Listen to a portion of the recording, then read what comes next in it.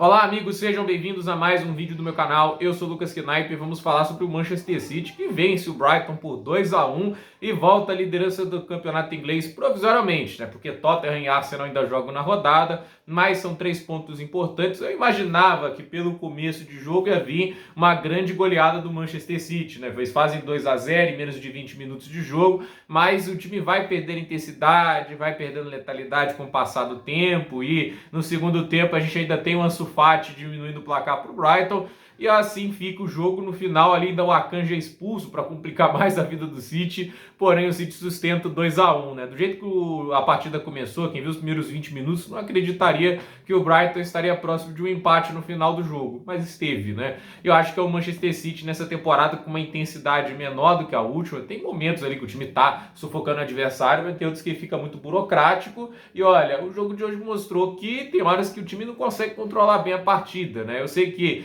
ter desfalques ali, como é o caso do Kevin De Bruyne, atrapalha demais a vida, né? Mas fato é que o Rodri estava de volta hoje, né? E obviamente jogou muito bem, tudo isso, mas a verdade é que o Guardiola muda a formação, volta para o 3-2-4-1, né? Que é o esquema que ele conseguiu grandes resultados na última temporada, mas assim, veio ao custo, né? O início de temporada do City não foi lá grandes coisas comparado com o que a gente já tinha visto. A segunda metade que realmente o negócio decolou. Mas nessa temporada, né, com o Haaland não sendo tão letal como na última temporada, né, e a gente vendo a ausência do De Bruyne impactando, a gente está vendo um City um pouco mais vulnerável, pelo menos eu penso desse jeito, né? E hoje ainda teve a questão do goleiro ter sido o Ortega, né? Não foi nem o Ederson, mas a questão é que a gente viu aí um City que tem a formação ali dos 3 zagueiros atrás, colocou o Walker como uma espécie de zagueiro variável, né? Ele pode virar um lateral, o Stones volta para cobrir, mas assim, eu acho que às vezes falta um pouco de equilíbrio, porque ele coloca ali o Julián Alvarez e Bernardo Silva juntos, né, como meio atacantes. Acho legal que agora ele tenha 2 pontas de verdade, né, o Doku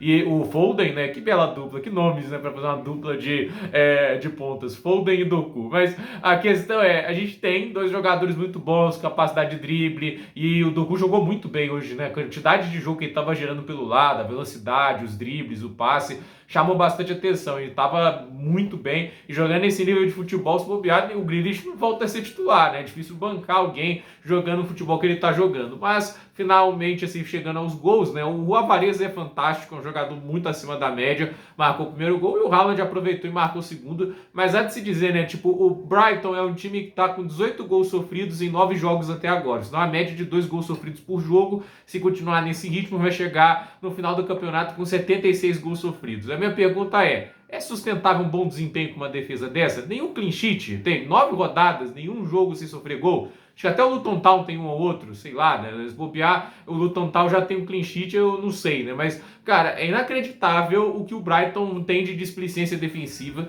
E, assim, o início do jogo, assim, os primeiros 20 minutos, o Brighton tentando marcar pressão alta, né? O City vai lá começar a trocar passes lá no fundo de campo, né? No campo deles. Aí o time todo do Brighton sobe. Eu acho que às vezes falta um pouco de respeito com o adversário. Eu acho que assim, o Conte, como é que ele sempre encarou o Manchester City? Coloca o time mais atrás e sai em velocidade. Usa o contra-ataque a seu favor. Faz com que eles adientem muito e use o cobertor curto. E ele já conseguiu boas vitórias contra o Manchester City, assim. Contra o Pep Guardiola, quando treinava o Chelsea, entende? Cara, é impressionante como o Conte sabia a maneira certa de jogar, porque às vezes é isso, né? Você tem que deixar o adversário vir para cima para deixar um ponto fraco exposto. O Brighton não faz isso. É impressionante como o Brighton não tentou sair no contra-ataque. Estava tentando recuperar a bola, fazer saída de pé em pé lá de trás, contra uma marcação-pressão muito bem organizada, entende, né? A verdade é que a defesa do Brighton estava querendo algo que era impossível, que era tentar pressionar e sufocar o City de uma maneira, assim, constante, né?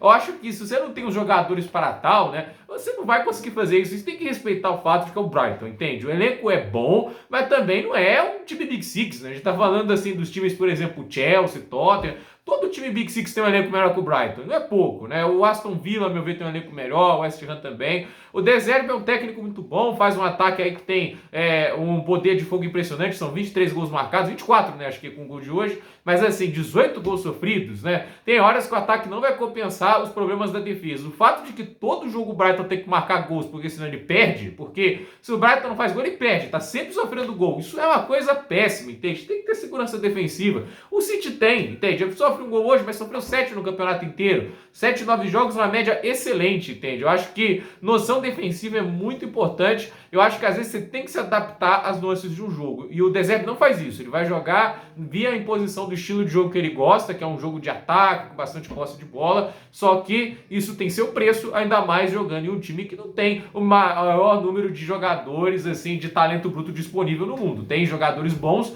mas é aquela história. Perde jogadores bons da mesma medida que contrata. Perdeu o Caicedo, perdeu o McAllister e no momento não teve as reposições à altura. O Baleba pode se tornar um grande meio-campo? Pode. Mas enquanto ele não se tornar esse grande meio-campo nível Caicedo, ele é só o Baleba. Então, acho que às vezes falta um pouco de peso na consciência de entender. Meu time não vai bater de frente com o Manchester City jogando ofensivo. Então, essa é pra mim a lição que o Brighton devia aprender e não sei se vai. Então, gente, por esse vídeo é isso. Dúvida nos comentários, deixe seu like, se inscreva no canal, compartilhe esse vídeo e até o próximo vídeo.